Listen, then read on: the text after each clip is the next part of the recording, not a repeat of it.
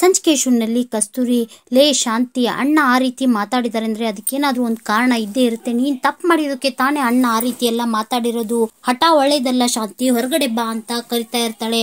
ಆಗ ಮನೋಜ ಇಷ್ಟೊತ್ತಾದ್ರೂ ಒಳಗಡೆಯಿಂದ ಯಾವುದೇ ಶಬ್ದ ಬರ್ತಾ ಇಲ್ಲ, ನನ್ಗೆ ಯಾಕೋ ತುಂಬಾ ಭಯ ಆಗ್ತಿದೆ ಅಂತ ಗಾಬರಿಗೊಂಡು, ಲೋ ರವಿ, ವೇಟ್ ಮಾಡೋದ್ ಬೇಡ, ಬಾರೋ ಬಾಗ್ಲು ಹೊಡೆಯೋಣ ಅಂತ ಕರಿತಾ ಇರ್ತಾನೆ. ಆಗ ಮನೋಜ ಜೋರಾಗಿ ಬಾಗ್ಲು ಹೊಡೆಯೋಕೆ ಪ್ರಯತ್ನ ಪಟ್ಟು ತಾನೇ ಕೆಳಗಡೆ ಬಿದ್ದು ನೋವು ಮಾಡ್ಕೊಂಡು ಅಪ್ಪ ಅಮ್ಮ ಅಂತ ಗುಳಾಡ್ತಾ ಇರ್ತಾನೆ. ಆಗ ರೋಹಿಣಿ, ನೀವು ಬರೀ ಬೇಡದಿರೋ ಕೆಲಸನೇ ಮಾಡ್ತೀರಾ, ಸ್ವಲ್ಪ ಸುಮ್ನೆ ಇರಿ ಮನೋಜ್ ಅಂತ ಬೈತಾ ಇರ್ತಾಳೆ. ಆಗ ಸೂರ್ಯ, ಇವನ್ ದೊಡ್ಡ ಅರ್ನಾಂಡಿಸ್ ಅಂತೆ, ಬಾಗ್ಲು ಹೊಡಿತಾನಂತೆ, ಬಾಗ್ಲು ಸುಮ್ನೆ ಮುಚ್ಕೊಂಡ್ ನಿತ್ಕೊರು ಅಂತ ಬೈತಾ ಇರ್ತಾನೆ. ಆಗ ಕಸ್ತೂರಿ, ನಿಮ್ಮಮ್ಮ ಆ ರೀತಿ ಎಲ್ಲ ಮಾಡ್ಕೊಳೋಲ್ಲ, ಸ್ವಲ್ಪ ಸುಮ್ನಿರು ಅಂತ ಹೇಳ್ತಾ ಇರ್ತಾಳೆ. ಆಗ ಮನೋಜ ಮತ್ತೆ ಮೇಲೆದ್ದು, ಅಮ್ಮ ನಾ ಇನ್ನೊಂದ್ಸಲ ಬಾಗ್ಲು ಹೊಡೆಯೋಕೆ ಏನಾದ್ರು ಪ್ರಯತ್ನ ಪಟ್ರೆ ನನ್ ಭುಜಾನೇ ಒಡೆದು ಹೋಗುತ್ತಮ್ಮ, ಪ್ಲೀಸ್ ಹೊರಗಡೆ ಬಾರಮ್ಮ ಅಂತ ಕೇಳ್ಕೊಳ್ತಾ ಇರ್ತಾನೆ. ಆಗ ಇದಕ್ಕಿದ್ದಾಗೆ ಬಾಗಿಲು ಶಬ್ದ ಆಗುತ್ತೆ. ಆಗ ಮನೋಜ, ಲಾಕ್ ಓಪನ್ ಆಯ್ತು, ಬಾಗ್ಲು ಓಪನ್ ಆಯ್ತು ಅಂತ ಹೇಳ್ತಿರುವಾಗ ಒಳಗಡೆಯಿಂದ ಶಾಂತಿ ಕೈಯಷ್ಟೇ ಹೊರಗಡೆ ಕಾಣಿಸುತ್ತೆ. ಆಗ ಕಸ್ತೂರಿ, ಶಾಂತಿ ಬಾರೆ ಹೊರಗಡೆ ಬಾರೆ ಅಂತ ಹೇಳ್ತಾ ಇರ್ತಾಳೆ. ಆಗ ಮನೋಜ ಶಾಂತಿ ಕೈ ಹತ್ರ ಹೋದಾಗ ಶಾಂತಿ ಅವನ್ ಕಪಾಳಕ್ಕೆ ಹೊಡಿತಾಳೆ. ಆಗ ಕಸ್ತೂರಿ ಶಾಂತಿ ಕೈ ಹಿಡಿದು ಹೊರಗಡೆ ಬಾರೆ ಅಂತ ಎಷ್ಟೇ ಹೇಳಿದ್ರು ಸಹ ಶಾಂತಿ ಹೊರಗಡೆ ಬರೋಕೆ ರೆಡಿ ಇರಲ್ಲ. ಸ್ವಲ್ಪ ಇರಿ, ನಾನೇ ಒಳಗೆ ಹೋಗಿ ಮಾತಾಡ್ಕೊಂಡು ಬರ್ತೀನಿ ಅಂತ ಹೇಳಿ ಕಸ್ತೂರಿ ರೂಮ್ ಒಳಗಡೆ ಹೋಗ್ತಾಳೆ. ಆಗ ಮನೋಜ, ರೋಹಿಣಿ ಬಾ ನಾವು ಹೋಗೋಣ ಅನ್ನೋಷ್ಟರಲ್ಲಿ ಮತ್ತೆ ಶಾಂತಿ ಬಾಗಿಲನ್ನ ಲಾಕ್ ಮಾಡ್ಕೋತಾಳೆ. ಆಗ ಮನೋಜ, ಏನಿದು ರೋಹಿಣಿ, ಮತ್ತೆ ಅಮ್ಮ ಬಾಗ್ಲ ಲಾಕ್ ಮಾಡ್ಕೊಂಡ್ರಲ್ಲ, ಹೊರಗಡೆ ಬರ್ತಾರೋ ಇಲ್ವೋ ಅಂತ ಕೇಳ್ತಿರ್ತಾನೆ. ಆಗ ರೋಹಿಣಿ, ಮನೋಜ್ ಇರಿ ಮನೋಜ್, ಸ್ವಲ್ಪ ಹೊತ್ತು ವೇಟ್ ಮಾಡೋಣ, ಅತ್ತೆಗೆ ಏನೂ ಆಗಿಲ್ಲ ಅಂತ ಗೊತ್ತಾಯ್ತಲ್ಲ, ಯಾಕಷ್ಟೊಂದು ಆತರ ಪಡ್ತೀರಾ ಅಂತ ಹೇಳ್ತಾ ಇರ್ತಾಳೆ. ಶಾಂತಿ ಜೊತೆ ಮಾತಾಡೋಕಂತ ಒಳಗಡೆ ಹೋದ ಕಸ್ತೂರಿ ಎಷ್ಟೊತ್ತಾದ್ರೂ ಹೊರಗಡೆನೆ ಬರೋಲ್ಲ. ಆಗ ಮನೋಜ, ಏನಿದು ರೋಹಿಣಿ, ಅಮ್ಮ ಎಷ್ಟೊತ್ತಾದ್ರೂ ಹೊರಗಡೆನೆ ಬರ್ತಿಲ್ವಲ್ಲ ಅಂತ ಕೇಳಿದಾಗ, ಇರಿ ಮನೋಜ್, ಅತ್ತೆನ ಕನ್ವಿನ್ಸ್ ಮಾಡೋಕಂತ ಆಂಟಿ ಒಳಗಡೆ ಹೋಗಿದಾರಲ್ಲ, ಏನಾದ್ರೂ ಮಾತಾಡ್ತಿರ್ಬೋದು, ಇರಿ ವೇಟ್ ಮಾಡೋಣ ಅಂತ ಹೇಳ್ತಿರ್ತಾಳೆ. ಈ ಕಡೆ ಶ್ರುತಿ ರವಿನ ಕರೆದು, ಅತ್ತೆಗೇನೂ ಆಗಿಲ್ಲ ಅಂತ ಗೊತ್ತಾಯ್ತಲ್ಲ, ನನ್ಗೆ ತುಂಬಾ ನಿದ್ದೆ ಬರ್ತಿದೆ, ನಾನು ಸ್ವಲ್ಪ ಹೋಗಿ ಮಲ್ಕೊಂಡ್ ಬರ್ತೀನಿ ಅಂತ ಹೇಳಿದಾಗ, ಇರು ಶ್ರುತಿ, ಅಮ್ಮ ಇನ್ನೂ ಹೊರಗಡೆ ಬಂದಿಲ್ವಲ್ಲ, ಇರು ಅಂತ ಹೇಳ್ತಿರ್ತಾನೆ.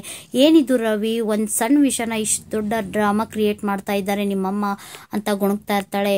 ಈ ಕಡೆ ಮೀನಾ, ಏನ್ರಿ ಇದು ಅತ್ತೆ ಇಷ್ಟೊತ್ತಾದ್ರೂ ಹೊರಗಡೆನೆ ಬರ್ತಿಲ್ವಲ್ಲ, ಏನಾಯ್ತೋ ಏನೋ ಅಂತ ಹೇಳ್ತಿರುವಾಗ, ಅವ್ರು ಮಾಡಿರೋ ಕೆಲ್ಸನೇ ಅಂತದ್ದು, ಅದಕ್ಕೋಸ್ಕರ ಯಾರಿಗೂ ಮುಖ ತೋರಿಸಬಾರ್ದು ಅಂತ ಈ ರೀತಿ ಮಾಡ್ತಾ ಇದ್ದಾರೆ, ನಿನಗ್ ಗೊತ್ತಿಲ್ವಾ ಇದೆಲ್ಲ, ನೋಡು ಅಂಟಿ ಬಂದ್ರೆ ಅವ್ರು ರಿಯಾಕ್ಟ್ ಮಾಡ್ತಾರಂತೆ, ನಂಗೆ ಚೆನ್ನಾಗ್ ಗೊತ್ತಿತ್ತು, ಹೇಗ್ ನೋಡು ಕಸ್ತೂರಿ ಅಂಟಿ ಬಂದ ತಕ್ಷಣ ಹೇಗ್ ಬಾಗಿಲು ತೆಗೆದ್ಬಿಟ್ರು, ಮುಂದೆ ಏನಾಗುತ್ತೋ ಅಂತ ತುಂಬಾ ಭಯ ಆಗ್ತಿದೆ ರೀ ಅಂತ ಕೇಳಿದಾಗ, ಇರು ನೋಡೋಣ ಅವ್ರು ಬಂದ ಮೇಲೆ ಕಾದು ಅಂತ ಸೂರ್ಯ ಹೇಳ್ತಿರ್ತಾನೆ. ಅಲ್ಲರಿ ಮಾವ ನೋಡಿದ್ರೆ ಏನೇ ಆದ್ರೂ ಅತ್ತೆ ಜೊತೆ ಮಾತಾಡಲ್ಲ ಅಂತ ಹಠ ಹಿಡಿದ್ಬಿಟ್ಟಿದ್ದಾರೆ, ಮುಂದೇನಾಗುತ್ತೋ ಅಂತ ತುಂಬಾ ಭಯ ಆಗ್ತಿದೆ ಅಂತ ಮೀನಾ ಹೇಳ್ತಿರುವಾಗ, ಅದೆಲ್ಲ ಗೊತ್ತಾಗೋದು ಸಕ್ಕರೆ ಬಂದ ಮೇಲೆ ಕಾದ್ ನೋಡೋಣ ಇರು ಅಂತ ಸೂರ್ಯ ಹೇಳ್ತಿರ್ತಾನೆ. ಸ್ವಲ್ಪ ಸಮಯದ ನಂತರ ಕಸ್ತೂರಿ ಹೊರಗಡೆ ಬಂದು, ಆಯ್ತು ಶಾಂತಿ, ನಾನಿನ್ ಹೋಗ್ಬಿಟ್ಟು ಬರ್ತೀನಿ, ಶೇಕ್ ಹ್ಯಾಂಡ್ ಆದ್ರೂ ಕೊಡು ಅಂತ ಹೇಳ್ತಾಳೆ. ಆಗ ಶಾಂತಿಗೆ ಶೇಕ್ ಹ್ಯಾಂಡ್ ಕೊಡ್ತಾ ಪ್ಲಾನ್ ಮಾಡಿ ಜೋರಾಗಿ ಅವಳನ್ನ ಹೊರಗಡೆ ಎಳಿತಾಳೆ. ಆಗ ಹೊರಗಡೆ ಬಂದ ಶಾಂತಿನ ನೋಡ್ದಂತ ಎಲ್ರಿಗೂ ಖುಷಿ ಆಗುತ್ತೆ. ಆಗ ಮನೋಜ ಓಡೋಡ್ ಹೋಗಿ ಶಾಂತಿನ ತಪ್ಕೋತಾನೆ. ಆಗ ಕೋಪದಲ್ಲಿರೋ ಶಾಂತಿ ಜೋರಾಗಿ ಮನೋಜನ್ನ ತಳ್ತಾ ಇರ್ತಾಳೆ. ಈ ಕಡೆ ಕಸ್ತೂರಿ ಶಾಂತಿ ಕೈ ಹಿಡಿದು ರಂಗನಾಥ್ ಅವ್ರ ಹತ್ರ ಕರ್ಕೊಂಡ್ ಬರ್ತಿರ್ತಾರೆ. ಇಷ್ಟೆಲ್ಲ ಆದ್ರೂ ಶಾಂತಿ ಮೇಲೆ ಸ್ವಲ್ಪನೂ ಕೋಪ ಕಡಿಮೆ ಆಗಿರಲ್ಲ ರಂಗನಾಥ್ ಅವ್ರಿಗೆ. ಆಗ ಕಸ್ತೂರಿ, ಮಾತಾಡ್ಸೆ ಶಾಂತಿ ಅಂತ ಹೇಳಿದಾಗ, ಮಾತಾಡಲ್ಲ ಅಂತ ಹೇಳಿದಾರಲ್ಲ ಅಂತ ಅದಕ್ಕೆ ಉತ್ತರ ಕೊಡ್ತಾಳೆ ಶಾಂತಿ. ತಪ್ಪು ಮಾಡಿರೋದು ನೀನಲ್ವಾ, ನೀನೇ ಮಾತಾಡ್ಸೋದ್ರಲ್ಲಿ ಏನಿದೆ ಅಂತ ಕಸ್ತೂರಿ ಹೇಳಿದಾಗ, ನನಗೂ ಸ್ವಾಭಿಮಾನ ಇದೆ ಅಂತ ಅದಕ್ಕೆ ಪ್ರತ್ಯುತ್ತರವಾಗಿ ಉತ್ತರ ಕೊಟ್ಟಂತ ಶಾಂತಿಗೆ, ಮಾನ ಮರ್ಯಾದೆನೇ ಇಲ್ಲದೆ ಇರೋಳು ಸ್ವಾಭಿಮಾನದ ಬಗ್ಗೆ ಮಾತಾಡ್ತಾ ಇದ್ದಾಳೆ, ಮಾತಾಡ್ಲಿ ಬಿಡಿ ಕಸ್ತೂರಿ ಅಮ್ಮ ಅಂತ ಹೇಳ್ತಿರ್ತಾರೆ ರಂಗನಾಥ್. ಆಗ ಕಸ್ತೂರಿ, ಅಣ್ಣ ಮಗನ್ ಮೇಲಿನ ಪ್ರೀತಿಯಿಂದ ಅವಳು ಈ ರೀತಿ ಒಂದ್ ಸಣ್ಣ ತಪ್ಪು ಮಾಡ್ಬಿಟ್ಟಿದ್ದಾಳೆ ಅಂತ ಹೇಳಿದಾಗ, ಸಣ್ಣತನ ಅನ್ನೋದೇ ಒಂದ್ ದೊಡ್ಡ ತಪ್ಪಮ್ಮ, ಅಮ್ಮ ಮಗ ಇಬ್ರು ಸೇರ್ಕೊಂಡು ಈ ರಾವಣ ಶೂರ್ಪನಖಿ ತರ ತಪ್ಪ ಮೇಲ್ ತಪ್ಪು ಮಾಡ್ತಾನೆ ಹೋಗ್ತಾ ಇದ್ದಾರೆ. ನಾನು ಸಮಾಧಾನ, ಭೇದ, ದಂಡ ಅಂತ 4 ವಿಧ ಇದೆ, ನಾನು ಎಲ್ಲಾ ರೀತಿಯಿಂದನೂ ಹೇಳಿ ನೋಡ್ದೆ, ಆದ್ರೆ ಇವ್ರು ಯಾವುದೇ ರೀತಿ ಬದಲಾಗೋ ಲಕ್ಷಣನೇ ಕಾಣಲೇ ಇಲ್ಲ. ಇವಳು ಕೈ ಹಿಡಿದು ನನ್ ಜೊತೆ ಬಂದವಳು, ನನ್ನ ವಂಶೋದ್ಧಾರಕ್ಕೆ ಕಾರಣವಾದವಳು, ಎಷ್ಟೋ ವರ್ಷ ನನಗೆ ಬೇಸಾಕ್ದವಳು, ಇಂಥವಳ ಮೇಲೆ ಕೈ ಮಾಡಬಾರ್ದು ಅನ್ನೋ ಒಂದೇ ಒಂದು ಉದ್ದೇಶದಿಂದ ಇವಳನ್ನ ತಿರಸ್ಕಾರ ಮಾಡ್ತಾ ಇದ್ದೀನಿ.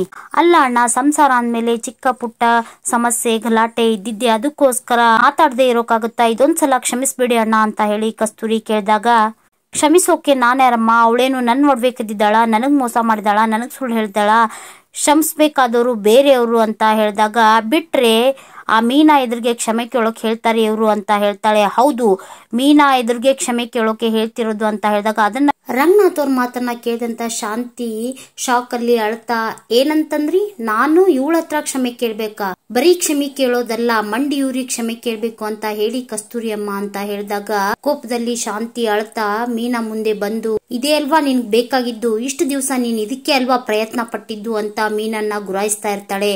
ಆಗ ಮೀನಾ, ಇಲ್ಲ ಅತ್ತೆ, ಖಂಡಿತ ಇಲ್ಲ, ನನಗೆ ಅಂತ ಆಸೆ ಏನು ಇಲ್ಲ, ಇದೆಲ್ಲ ಬೇಡ ಅಂತ ಹೇಳಿ ಮಾವ ಅಂತ ಹೇಳ್ತಿರ್ತಾಳೆ. ಆಗ ಸೂರ್ಯ, ಕೇಳಿ ಬಿಡೆ, ತಪ್ಪಾಗಿದೆ, ತಪ್ಪನ್ನ ಒಪ್ಕೊಳೋದ್ರಲ್ಲಿ ಏನ್ ತಪ್ಪಿದೆ ಅಂತ ಹೇಳಿದಾಗ ಅಲ್ಲೇ ಇರುವ ರೋಹಿಣಿ, ಏನ್ರಿ ನೀವು, ಇವ್ರು ನಿಮ್ ಹೆತ್ತ ತಾಯಿ, ನಿಮ್ ಹೆಂಡತಿ ಕಾಲ ಹತ್ರ ಕುತ್ಕೊಂಡು ಕ್ಷಮೆ ಕೇಳ್ಬೇಕಂತ ಕೇಳಿದಾಗ, ಕೇಳೋದ್ರಲ್ಲಿ ತಪ್ಪೇನಿದೆ, ತಪ್ಪಾಗಿದೆ, ಆ ತಪ್ಪನ್ನ ಒಪ್ಕೋಬೇಕು, ಆ ತಪ್ಪಾಗಿದ್ದು ಈ ಪೆಂಗೆ ಅಲಿಯಾಸ್ ದೊಂಗನಿಗೋಸ್ಕರ, ಅದನ್ನ ಕೇಳೋದ್ರಲ್ಲಿ ತಪ್ಪೇನಿದೆ? ಆಗ ಮೀನಾ, ರೀ ಅತ್ತೆ ನನ್ಗೆ ತಾಯಿ ಸಮಾನ, ಅವರು ನನ್ನ ಹತ್ರ ಕ್ಷಮೆ ಕೇಳಿದ್ರೆ ನನ್ಗೆ ಒಳ್ಳೇದಾಗಲ್ಲ, ಬೇಡ ಅಂತ ಹೇಳ್ರಿ ಅಂತ ಹೇಳಿದಾಗ, ಇರ್ಲಿ ಬಿಡೆ ಅಂತ ಸೂರ್ಯ ಹೇಳ್ತಿರ್ತಾನೆ. ಆಗ ಶಾಂತಿ ಕೋಪದಿಂದ, ನಂಗ್ಲಿ ಕಣೆ ನೀನು, ಇದಕ್ಕೆಲ್ಲ ನೀನೇ ಕಾರಣ ಅಂತ ಮೀನಾಗೆ ಬೈತಿರ್ತಾಳೆ.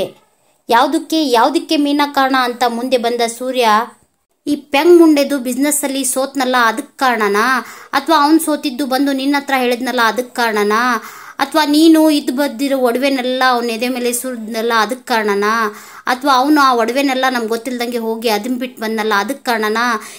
ಇಷ್ಟರಲ್ಲಿ ಮೀನನ್ ಪಾತ್ರ ಏನಿದೆ ಅಂತ ಕೇಳ್ತಿರ್ತಾನೆ. ಸೂರ್ಯನ ಮಾತನ್ನ ಕೇಳಿದಂತ ಶಾಂತಿ ಕೋಪದಿಂದ ಸೂರ್ಯ ಮೀನನ್ನ ಗುರಾಯಿಸ್ತಾ ಇರ್ತಾಳೆ. ಶಾಂತಿನ ನೋಡಿದಂತ ಮೀನಾ ಹೆದರ್ಕೊಂಡು ಸೂರ್ಯನ ಹಿಂದೋಗಿ ನಿಂತ್ಕೋತಾಳೆ. ಆಗ ಸೂರ್ಯ, ಓಹೋಹೋ, ಕಣ್ಣನ್ನ ಕೆಂಪ್ ಮಾಡ್ಕೊಂಡು ಇವಳನ್ನ ದುರ್ದುರು ಅಂತ ನೋಡೋ ಅವಶ್ಯಕತೆ ಏನಿಲ್ಲ, ಇಲ್ಲಿ ಅವಳ ಮುಂದ್ಗಡೆ ಸೂರ್ಯ ಅದನ್ನ ಆಗಾಗ ಎಲ್ರು ನೆನ್ಪು ಮಾಡ್ಕೊಂಡ್ರೆ ಸಾಕು. ಆಗ ಅಲ್ಲೇ ಇರೋ ಮನೋಜ, ಏನೋ ನಿನ್ಗೊಬ್ಬನ್ಗೆ ಹೆಂಡತಿ ಇರೋ ರೀತಿ ಮಾತಾಡ್ತಿದ್ಯಲ್ಲೋ ಅಂತ ಕೇಳಿದಾಗ, ಹೌದು ಕಣೋ, ನನ್ಗೊಬ್ಬನ್ಗೆ ಇರೋದು ಹೆಂಡತಿ, ನಿನ್ ಜೊತೆ ಇರೋಳು ಕುತಂತ್ರಿ ಅಂತ ರೋಹಿಣಿ ಬಗ್ಗೆ ಮಾತಾಡಿದಾಗ ಅದನ್ನ ಕೇಳಿಸ್ಕೊಂಡಂತ ರೋಹಿಣಿ ಕೋಪ ಮಾಡ್ಕೋತಾಳೆ. ಆಗ ರಂಗನಾಥ್ ಅವರು ಎದ್ ಬಂದು, ತಾಯಿ ಆದವಳು ಮಕ್ಕಳಿಗೆ ಮೊದಲೇ ಗುರು, ಅವಳು ಮಕ್ಕಳಿಗೆ ಅಕ್ಷರಾಭ್ಯಾಸ ಮಾಡಿಸೋಳು, ಆದ್ರೆ ಅವಳೇ ತಪ್ಪು ಮಾಡಿದ್ರೆ, ತಪ್ಪಾಗಿ ಅಕ್ಷರನ ಹೇಳ್ಕೊಟ್ರೆ ಮಕ್ಕಳು ಹೇಗೆ ಉದ್ಧಾರ ಆಗ್ತಾರೆ? ನಿಜ ಹೇಳ್ತೀನಿ ಕೇಳಿ ಕಸ್ತೂರಿ ಅಮ್ಮ, ಇವತ್ತಿನ ಈ ಮನೆಗೆ ಪರಿಸ್ಥಿತಿಗೆ ಕಾರಣ ಇಲ್ಲಿ ನಿಂತಿದ್ದಾಳಲ್ಲ ಈ ಗಣ್ಯ ವ್ಯಕ್ತಿನೇ ಕಾರಣ. ಮನೆ ಅವಳ ಹೆಸರಲ್ಲಿ ಇರ್ಬೋದು, ಆದ್ರೆ ಈ ಮನೆಯಲ್ಲಿರೋರ್ಗೂ ಆ ಹೆಸರಿಗೂ ಅರ್ಥಾತ್ ಯಾವುದೇ ಸಂಬಂಧನೂ ಇಲ್ಲ. ಇದನ್ನ ಎಷ್ಟೋ ಸಾರಿ ಅವಳಿಗೆ ಬಿಡಿಸಿ ಹೇಳಿದ್ದೇನೆ ನಾನು, ಆದ್ರೆ ಅರ್ಥ ಮಾಡ್ಕೊಳೋ ಶಕ್ತಿನೇ ಅವಳಿಗಿಲ್ಲ. ಒಂದಂತೂ ಹೇಳ್ತೀನಿ ಕೇಳಿ ಕಸ್ತೂರಿ ಅಮ್ಮ, ಅವಳಿಗೇನಾದ್ರೂ ಗಂಡ ಬೇಕು, ಗಂಡನ ಜೊತೆ ಬಾಳ್ಬೇಕು ಅಂತ ಏನಾದ್ರೂ ಅವಳ ತಲೆಯಲ್ಲಿ ಇದ್ದಿದ್ದೆ ಆದ್ರೆ ಅವಳು ಮೀನಾ ಎದುರಿಗೆ ಮಂಡಿಯೂರಿ ಕ್ಷಮೆ ಕೇಳಲೇಬೇಕು ಅಂತ ಗಟ್ಟಿಯಾಗಿ ಹೇಳ್ತಾರೆ. ಇದನ್ನ ಕೇಳಿಸ್ಕೊಂಡು ಕೋಪಗೊಂಡಂತ ಶಾಂತಿ ಕ್ಷಮೆ ಕೇಳ್ದನೆ ವಾಪಸ್ ಹೋಗ್ತಾ ಇರ್ತಾಳೆ. ಆಗ ಮತ್ತೆ ಹೊಳ್ಳಿ ಬಂದ ಶಾಂತಿ ಕೋಪದಿಂದ ರಂಗನಾಥ್ ಅವ್ರನ್ನ ನೋಡ್ತಾ ಮೀನಾ ಎದುರಿಗೆ ಬಂದು ನಿಂತ್ಕೋತಾಳೆ. ಕೋಪದಲ್ಲಿರೋ ಶಾಂತಿ ಮೀನನ್ನ ಗುರಾಯಿಸ್ತಾ, ಶಾಂತಿ ಕಡೆ ನಾನು ಸಕ್ಕರೆ ಬೈಲ್ ಶಾಂತಿ, ನನ್ನ ಕೈ ಕಾಲು ಬಿದ್ದೋದ್ರು ನಾನು ನಿನ್ನ ಕಾಲಿಗೆ ಬೀಳಲ್ಲ, ನನ್ನ ನಾಲ್ಗೆ ಸೌದೋದ್ರು ನಾನು ನಿನ್ನ ಹತ್ರ ಕ್ಷಮೆ ಕೇಳಲ್ಲ, ನನ್ನ ಪ್ರಾಣನೇ ಹೊರಟೋದ್ರು ನಾನು ನಿನಗೆ ತಲೆ ಬಾಗ್ಸಲ್ಲ ಅಂತ ಹೇಳ್ತಿರುವಾಗ ಅಲ್ಲೇ ನಿಂತಿರುವ ಕಸ್ತೂರಿ, ಅಲ್ಲ ಕಡೆ ನೀನು ಒಡವೆ ಕದ್ದಿದ್ಯಾ, ಅದು ತಪ್ಪಲ್ವಾ, ಅವಳ ಋಣದಲ್ಲಿ ಅಂತ ಹೇಳ್ತಿರುವಾಗ, ಋಣ ಅಂತೆ ಋಣ, ಯಾವ ನಾಯಿಗೆ ಬೇಕು ಕಣೆ ನಿನ್ನ ಋಣ, ನಿನಗೆ ಬೇಕಾಗಿರೋದು ಒಡವೆ ತಾನೇ ಅಂತ ಹೇಳಿ ತನ್ನ ಎರಡೂ ಕೈಯಲ್ಲಿರೋ ಬಂಗಾರದ ಬಳೆಗಳನ್ನ ಬಿಚ್ಚಿದಂತ ಶಾಂತಿ ಮೀನಾ ಹತ್ರ ಬಂದು ಅವಳ ಮುಖದ ಮೇಲೆ ಬಿಸಾಕ್ತಾಳೆ. ಅದನ್ನ ನೋಡಿದಂತ ಮನೆ ಮಂದಿಗೆಲ್ಲ ಶಾಕ್ ಆಗುತ್ತೆ. ಆಗ ರಂಗನಾಥ್ ಅವ್ರಿಗೆ ಇನ್ನಷ್ಟು ಕೋಪ ಹೆಚ್ಚಾಗ್ತಾ ಇರುತ್ತೆ. ಇದನ್ನ ನೋಡಿದಂತ ಸೂರ್ಯ ಕೋಪಗೊಂಡು, ಅಪ್ಪ ಹೇಳ್ಬಿಡಪ್ಪ, ಇದೇ ಕೆಲಸ ಏನಾದ್ರೂ ಬೇರೆ ಯಾರಾದ್ರೂ ಮಾಡಿದ್ರೆ ಅಂತ ಮಾತಾಡ್ತಿರುವಾಗ, ಏನೋ ಮಾಡ್ತೀಯಾ, ಸಾಯಿಸ್ಬಿಡ್ತೀಯ, ಬಾರೋ ಸಾಯಿಸ್ಬಾರೋ, ಏನೋ ನನ್ನ ತಲೆ ಕತ್ತರಿಸ್ಬಾರೋ, ಏನೋ ನನ್ನ ದೇಹನ ಪೀಸ್ ಮಾಡ್ತೀಯ, ಮಾಡ್ಬಾರೋ, ಏನೇ ಹೂ ಮಾರೋಳೆ, ಇಡೀ ಮನೆಯವ್ರನ್ನ ನನ್ನ ವಿರುದ್ಧ ಎತ್ಕೆಟ್ಟಿ ಮೆರಿತಿದೆಯಲ್ಲ, ನೋಡೇ ಬಿಡೋಣ ಕಣೆ, ಈ ಮಾರಿ ಗೆಲ್ತಾಳ ಅಥವಾ ಈ ಹಠಮಾರಿ ಗೆಲ್ತಾಳ ಅಂತ. ಎಲ್ಲರಿಗೂ ತೊಂದರೆ ಕೊಡೋನು ಆ ಶನಿಗೆ ತೊಂದರೆ ಕೊಡೋ ಕಣೆ ನಾನು. ನನ್ನಂತವಳ ವಿರುದ್ಧ ಹೋಗಿ ನೀನು ಈ ವಕ್ರವಾದ ತುಟಿಯಲ್ಲಿ ಅದ್ ಹೇಗ್ ನಗು ತರಿಸ್ತೀಯ ಅಂತ ನೋಡೇ ಬಿಡ್ತೀನಿ ಅಂತ ಹೇಳಿ ಮೀನಾ ಬಗ್ಗೆ ಮಾತಾಡ್ತಿರೋದನ್ನ ಕೇಳಿಸ್ಕೊಂಡಂತ ಮನೆ ಮಂದಿಗೆಲ್ಲ ಶಾಕ್ ಆಗುತ್ತೆ. ಆಗ ಕಸ್ತೂರಿ ಶಾಂತಿ ಹತ್ರ ಬಂದು ಶಾಂತಿನ ಎಳ್ಕೊಂಡು ರೂಮಿಗೆ ಹೋಗ್ತಾಳೆ. ಶಾಂತಿ ಮಾತಾಡಿರೋ ಮಾತಿನಿಂದ ನೊಂದಂತ ಮೀನಾ ಅಳ್ತಾ ನಿಂತಿರ್ತಾಳೆ.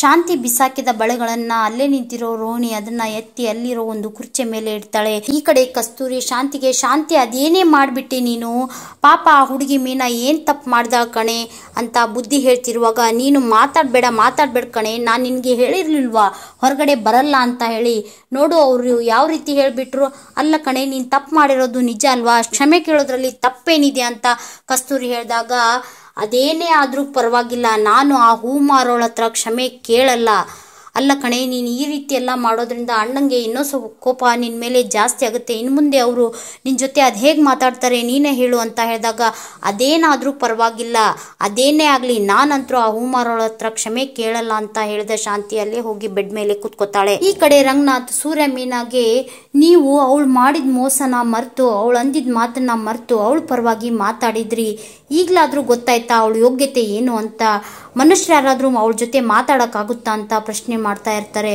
ಆಗ ಅಲ್ಲೇ ಇರುವ ಶ್ರುತಿ, ಇದರಲ್ಲಿ ಅತ್ತೆದು ತಪ್ಪಿದೆ, ಆದ್ರೆ ಅವ್ರು ಯಾಕೆ ಒಪ್ಕೋತಿಲ್ವೋ ಅಂತ ಹೇಳಿ ಮಾತಾಡ್ತಾ ಇರ್ತಾಳೆ.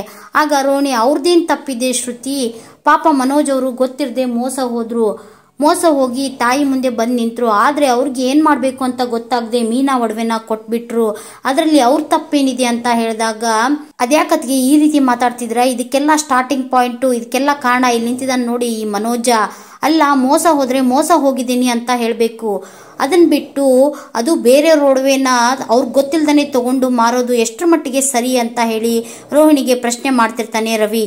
ಆಗ ಸೂರ್ಯ, ಅವನು ಯಾಕೋ ಹೇಳ್ತಾನೆ, ಅವನಿಗೆ ಅವನು ಅವ್ನ ಹೆಂಡತಿ ಆ ಪೌಡ್ರು ಇಬ್ರು ಚೆನ್ನಾಗಿದ್ರೆ ಅಷ್ಟೇ ಸಾಕು, ಯಾರು ಹಾಳು ಬಿದ್ದರೆ ಅವನಿಗೇನು, ಇದಕ್ಕೆ ದೊಡ್ಡ ಬಿಸ್ನೆಸ್ ಮ್ಯಾನ್ ಅಂತ ಪೋಜ್ ಬೇರೆ, ಇವನು ಹೇಳಿರೋ ಸುಳ್ಳಿಂದ ನಾವು ಆ ಒಡವೆ ಅಂಗಡಿಯಲ್ಲಿ ಎಷ್ಟು ಅವಮಾನ ಅನುಭವಿಸಿದ್ವಿ ಗೊತ್ತಾ, ಆ ಒಡವೆ ಅಂಗಡಿಯವರು ಪೊಲೀಸ್ನ ಕರೆದು ಒಳಗ್ ಹಾಕಿಸ್ತೀವಿ ಅಂತ ಹೇಳಿದ್ರು. ಇವಾಗ ಈ ಸಕ್ಕರೆ ತನ್ನ ಬಳೆಗಳನ್ನ ಮೀನಾ ಮುಖದ ಮೇಲೆ ಬಿಸಾಕಿ ಅವಮಾನ ಮಾಡ್ಬಿಟ್ರು ಅಂತ ಹೇಳ್ತಿರುವಾಗ ಮನೋಜ, ಏನೋ ನೀನ್ ಯಾವತ್ತು ಜೈಲ್ ಮುಖನೇ ನೋಡಿಲ್ವಾ, ಅಥವಾ ಯಾವತ್ತು ಅವಮಾನನೇ ಅನುಭವಿಸ್ವಿಲ್ಲ ಬಾರಿ, ಇನ್ನು ಇವಳು ಯಾವತ್ತು ಅವಮಾನ ಆಗಿಲ್ವೇನೋ ಅನ್ನೋ ರೀತಿ ನಡ್ಕೋತಿದ್ದಾಳೆ, ಇಲ್ಲಿ ನಿಜವಾಗ್ಲೂ ಅವಮಾನ ಆಗಿರೋದು ನನಗೆ, ಅದ್ರ ಬಗ್ಗೆ ಯಾರು ಯೋಚನೆನೇ ಮಾಡ್ತಾ ಇಲ್ಲ, ದೊಡ್ಡ ಬಿಸ್ನೆಸ್ ಮ್ಯಾನ್ ಅಂತ ಹೇಳ್ತಿರುವಾಗ ಅದನ್ನ ಕೇಳಿಸ್ಕೊಂಡಂತ ರಂಗನಾಥ್ ಅವರು ಕೋಪದಿಂದ ಮತ್ತೆ ಮನೋಜನ್ಗೆ ಜೋರಾಗಿ ಹೊಡಿತಾರೆ.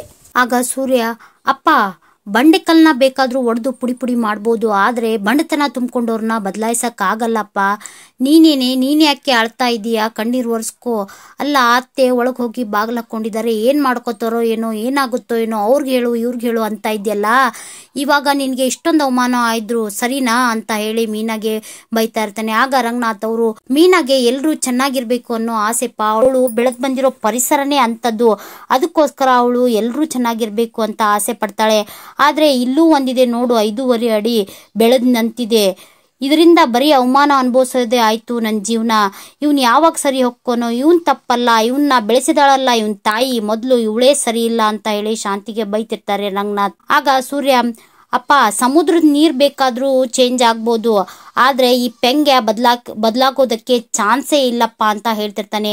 ಆಗ ರವಿ, ಅಲ್ವೋ ಮನೋಜ, ನೀನು 27 ಲಕ್ಷ ಅಪ್ಪನ ದುಡ್ಡನ್ನ ತಗೊಂಡೋದಲ್ಲ, ಅದ್ರ ಮೇಲೆ ನಿನ್ಗೆ ಅಧಿಕಾರ ಇದೆ, ಆದ್ರೆ ಅತ್ತಿಗೆ ಒಡವೆ ಮೇಲೆ ನಿನ್ಗೆ ಯಾಕೋ ಅಧಿಕಾರ ಇರುತ್ತೆ, ಅದು ಸೂರ್ಯಂಗೂ ಅತ್ತಿಗೆಗೂ ಸಂಬಂಧಪಟ್ಟಿರೋದು, ಅದನ್ನ ನೀನು ಕೊಡ್ಬೇಕು ಅಂತ ಹೇಳ್ತಿರ್ತಾನೆ. ಆಗ ಸೂರ್ಯ, ಅಪ್ಪ ನಿನ್ನ 27 ಲಕ್ಷ ಜೊತೆಗೆ ನಮ್ಮ ಒಡವೆ ಮಾರಿದ ದುಡ್ಡು ಅದಷ್ಟು ನನ್ನ ಕೈಗೆ ಬರಬೇಕು, ಕೊಡೋ ನನ್ನ ದುಡ್ಡು ಕೊಡೋ ಅಂತ ಹೇಳಿ ಮನೋಜನ್ಗೆ ಜೋರ್ ಮಾಡ್ತಿರ್ತಾನೆ ಸೂರ್ಯ. ಆಗ ಮನೋಜ, ನನ್ನ ಹತ್ರ ಈಗ ಅಷ್ಟೊಂದು ದುಡ್ಡಿಲ್ಲ ಅಂತ ಹೇಳ್ತಿರ್ತಾನೆ. ಅದೇನೋ ನನಗ್ ಗೊತ್ತಿಲ್ಲ, ಅದು ನಿನ್ ಸಮಸ್ಯೆ, ನನಗ್ ಮಾತ್ರ ನನ್ನ ದುಡ್ಡು ಬೇಕು ಅಂತ ಮನೋಜನ್ ಹತ್ರ ಬಂದ ಸೂರ್ಯ ಮನೋಜನ್ಗೆ ಹೊಡೆಯೋಕೆ ಶುರು ಮಾಡ್ತಾನೆ. ಆಗ ಅದನ್ನೆಲ್ಲ ಕೇಳಿಸ್ಕೊಂಡಂತ ರೋಹಿಣಿಗೆ ಕೋಪ ಬರುತ್ತೆ. ಬಿಡ್ರಿ 1 ನಿಮಿಷ ಅಂತ ಹೇಳಿ ಬಿಡಿಸಿದಂತ ರೋಹಿಣಿ ಶಾಂತಿ ಬಳೆಗಳನ್ನ ತಗೊಂಡು ರಂಗನಾಥ್ ಅವ್ರ ಹತ್ರ ಬಂದು, ಮಾವ ಅತ್ತೆ ಬಳೆಗಳನ್ನ ಅತ್ತೆಗೆ ವಾಪಸ್ ಕೊಟ್ಬಿಡ್ತೀವಿ ಅಂತ ಹೇಳಿದಾಗ ಅಲ್ಲೇ ನಿಂತಿರುವ ಶ್ರುತಿ, ಹಾಗಾದ್ರೆ ಇವ್ರ ದುಡ್ಡನ್ನ ಯಾರು ಕೊಡೋದು ರೋಹಿಣಿ ಅಂತ ಕೇಳ್ತಾರೆ.